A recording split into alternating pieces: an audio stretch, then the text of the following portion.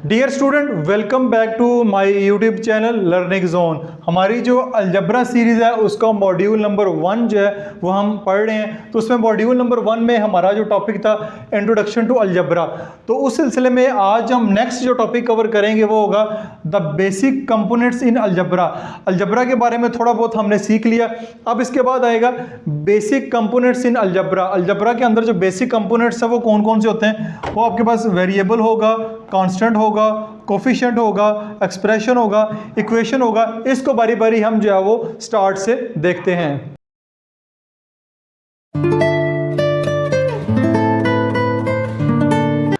सबसे पहले हम जो है वो बात करते हैं वेरिएबल की। इससे पिछले जो लेक्चर में मैंने बात की थी मुख्तलिफ सिंबल की, जिस सिंबल्स में हमने बात की थी एक्स की, वाई की या जी की, ये सिंबल्स हमने पढ़ी थी। तो हम जो वेरिएबल होते हैं, वेरिएबल से मुराद ये होते हैं वेरिएबल जिनकी वैल्यू चेंज होती रहती है।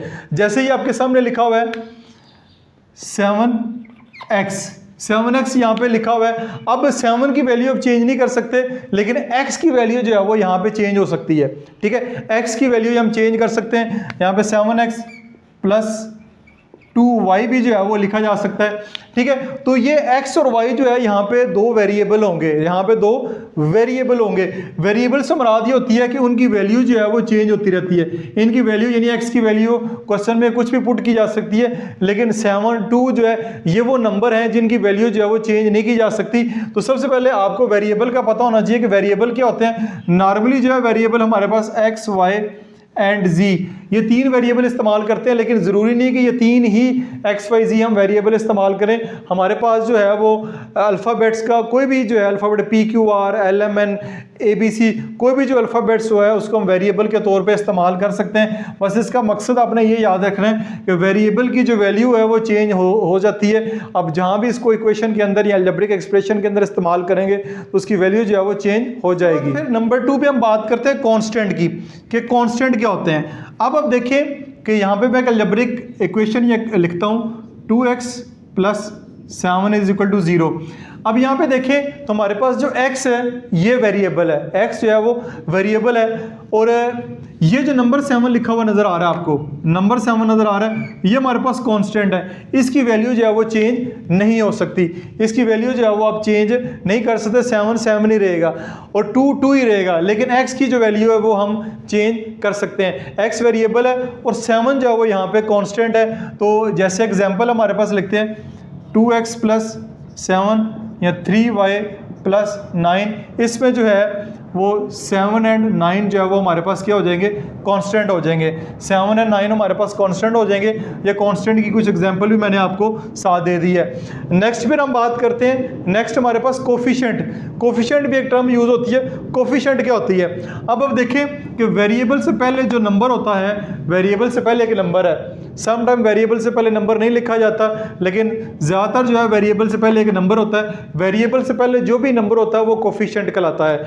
जैसे x से पहले क्या है, 7 है, y से पहले 2 है, तो y वेरिएबल से पहले जो भी नंबर होगा वो कोफिशिएंट कहलाएगा।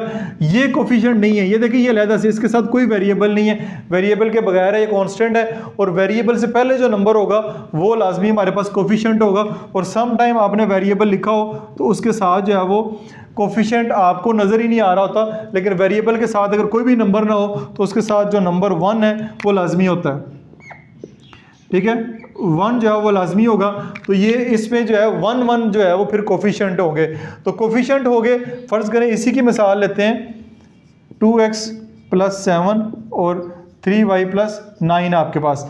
ठीक है, इसमें 2 और 3 ये आपके पास कोफिशिएंट कहलाएंगे, यानी कि y से पहले 3 है और x से पहले 2 है, तो 2 एंड 3 ये आपके पास जो है वो इस एक्सप्रेशन ही है, इस एग्जांपल में हमारे पास जो है वो आपके पास कोफिशिएंट कहलाएंगे। नेक्स्ट मैंने फिर जो है एक और हेडिंग का यहाँ पे इजाफा कर दिया आपकी आसानी के लिए कि टर्म्स क्या होती हैं। बार बार जो है वो हम टर्म्स इस्तेमाल करेंगे कि इस टर्म में, टर्म ये होती है कि आपके पास ये एक अलजेब्रिक एक्सप्रेशन दिया गया है।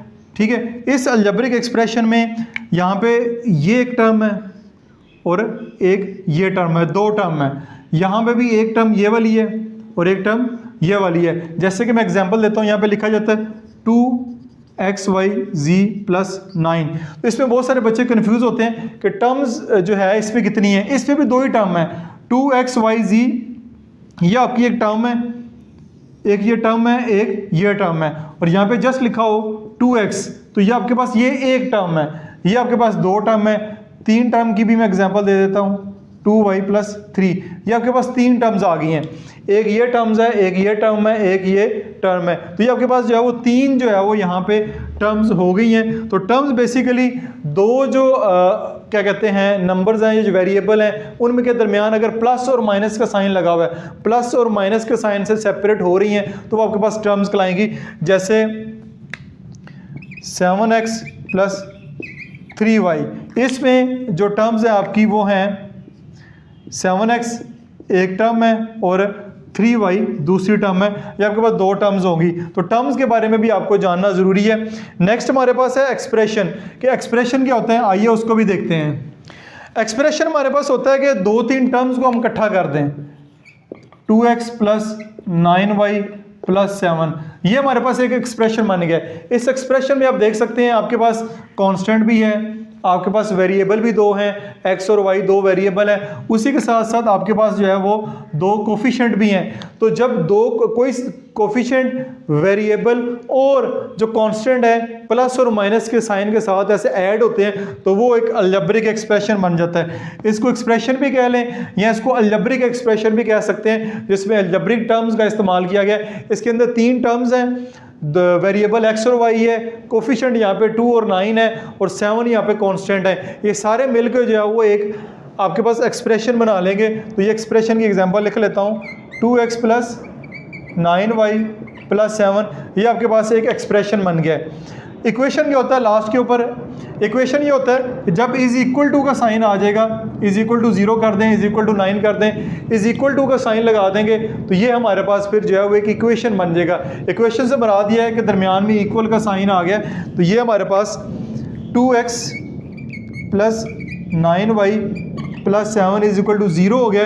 तो ये हमारे पास एक इक्वेशन बन गई है, क्योंकि दरमियान में 0 आ गया, तो ये हमारे पास एक इक्वेशन बन गई है। तो ये कुछ जो है वो टर्म्स थी जो कंपोनेंट से अलजब्रे के, जिनके बारे में जानना ज़रूरी है। इसमें बहुत सारे बच्चे कंफ्यूज होते हैं। नेक्स्ट भी कुछ टॉपिक को कवर करते हैं। अच्छा जी, अब एक छोटा सा नेक्स्ट टॉपिक और भी देख लेते हैं। टर्म्स की बात की हमने, तो लाइक एंड अनलाइक टर्म जो है, इनकी भी बात जो है वो यहाँ पे करना ज़रूरी है कि आपको थोड़ा सा आइडिया हो जाए कि लाइक एंड अनलाइक टर्म जो है वो क्या होती हैं। सबसे पहले ये मैं आपके सामने लिखता हूँ, 7x 2x², 3x⁻³ 7y 9y और 2z। अब देखें यहाँ पे आपने लाइक और अनलाइक टर्म में जो कोफिशिएंट हैं यानी वेरिएबल से पहले जो नंबर लिखे हुए हैं, इनको इग्नोर कर दें। ठीक है, ये जो मर्जी हो, असल में हमारा जो फोकस है वो होना चाहिए वेरिएबल के ऊपर। यहाँ पे वेरिएबल की पावर 1 है, जब कोई भी पावर नहीं होती तो हमारे पास पावर 1 आ जाती है। यहाँ पे x की 1 है, x की 2 है, या x की 3 है। तो ये तीनों टर्म्स देखी जाए, तीनों में वेरिएबल सेम है, लेकिन पावर जो है वो डिफरेंट है। एक में 1 है, एक में 2 है, एक में 3 है। तो ये जो तीनों हैं x वाली, ये अनलाइक टर्म में आएगा। किस में आएगा? अनलाइक टर्म में आएगा। ठीक है, ये अनलाइक टर्म है। अब x की 1, x की 2, x की 3। अब देखें यहाँ पे 7y और 9y है, दोनों का कोफिशिएंट डिफरेंट है। यहाँ पे 7 है, यहाँ पे 9 है। ठीक, कोफिशिएंट डिफरेंट है, लेकिन दोनों में वेरिएबल जो है वो y शुमार किया गया है। y दोनों में वेरिएबल है, तो ये आपके पास लाइक टर्म कहलाएंगी। ठीक है, ये आपके पास लाइक टर्म कहलाएंगी। ठीक हो गया, ये लाइक टर्म कहलाएंगी, ये अनलाइक टर्म कहलाएंगी। ये तो 2z वैसे अकेला लिखा हुआ है, तो इसके साथ अगर 4z लिख लेते हैं तो ये आपके पास ये भी लाइक टर्म बन जाएगी। अब लाइक और अनलाइक का जानना क्यों ज़रूरी है? जितने भी आपकी सब्ट्रैक्शन होती है और एडिशन होती है वो लाइक टर्म की होती है। अनलाइक टर्म जो होती हैं वो ना ही आपस में ऐड हो सकती हैं, ना ही सब्ट्रैक्ट हो सकती हैं। इस बात का आपने ख्याल रखना है, यानी कि ये तीनों टर्म आपस में ऐड नहीं हो सकती। अगर मैं इनको ऐड करना चाहूँ, 7x 2x², 3x⁻³, तो अगर इनको ऐड किया जाएगा तो हम इनको ऐड कर ही नहीं सकते। ठीक है, इनको ऐड हम कर ही नहीं सकते, ना ही इनको सब्ट्रैक्ट कर सकते हैं। हमेशा याद रखें कि अनलाइक टर्म को ना ही ऐड कर सकते हैं, ना ही सब्ट्रैक्ट कर सकते हैं, मल्टीप्लाई और डिवाइड कर सकते हैं। और लाइक टर्म जो है ये ऐड भी हो सकती हैं, सब्ट्रैक्ट भी हो सकती हैं, मल्टीप्लाई भी हो सकती हैं और डिवाइड भी हो सकती हैं। अब सम टाइम होता है कि लिखा हुआ है 7xy, यहाँ पे लिखा हुआ है 2xy स्क्वायर। अब अगर यहाँ पे दो वेरिएबल आ गए xy, दो वेरिएबल आ गए xy, यहाँ पे भी दो हैं, तो पहले तो ये देखें ये 2 हटा देते हैं, यहाँ पे xy है, यहाँ पे भी xy है, दोनों में xy मौजूद है, तो इससे मरा दिया कि ये दोनों लाइक टर्म हो गई हैं। अब ऐसे भी हो सकता है 7xyz प्लस 3xyz, ये तीन भी वेरिएबल आ जाएं, xyz तीन भी आ जाएं, तो ये आपस में लाइक टर्म हो जाएंगी। लेकिन जैसे यहाँ पे पावर चेंज करेंगे अनलाइक टर्म हो जाएगी, क्योंकि यहाँ पे पावर 1 1 है, x की 1 y की 1 z की 1, यहाँ पे x की 1 y की 1 z की 2 हो गई है। जब पावर यहाँ पे चेंज हो गई है, पावर और लगा दी है, तो ये आपके पास अनलाइक टर्म बन जाएगी, लाइक टर्म नहीं रहेगी। ये आपस में ऐड नहीं हो सकती। आप इनको ऐसे लिखेंगे, इनको ऐड करना भी पड़ जाए तो इनको ऐसे लिखेंगे, लेकिन ये वाली जो दोनों टर्म है इनको हम ऐड कर सकते हैं। 7 जमा 2 9xy, और साथ साथ मैं बता भी रहा हूँ कि ये आपस में अनलाइक टर्म जो है वो मल्टीप्लाई तो डिवाइड हो सकती हैं, और लाइक टर्म जो है वही आपस में मल्टीप्लाई भी होंगी, डिवाइड भी होंगी, ऐड भी होंगी, सब्ट्रैक्ट भी होंगी। तो इसलिए लाइक टर्म और अनलाइक टर्म का जो कॉन्सेप्ट है वो भी आपको अच्छे तरीके से आना चाहिए। और इस वीडियो में मैंने कवर किया कि अलजेब्रा के जो बेसिक कंपोनेंट्स हैं, जिसमें वेरिएबल है, कॉन्स्टेंट है, कोफिशिएंट है, इक्वेशन है, अलजेब्रिक एक्सप्रेशन है, लाइक और अनलाइक टर्म, सारे जो टॉपिक है मैं इसमें कवर करने की कोशिश की है। और अगर कोई टॉपिक रह गया है, कोई कॉन्सेप्ट रह गया है, तो उसको कमेंट सेक्शन में ज़रूर पोस्ट कीजिएगा। उम्मीद है कि ये वाली वीडियो जो बेसिक वीडियो थी आपको अच्छे तरीके से समझ आई होगी। किसी किस्म का क्वेश्चन हो कमेंट सेक्शन में पोस्ट कीजिएगा। अपना बहुत सारा ख्याल रखिएगा। दिस इज मासूम बशर साइनिंग ऑफ।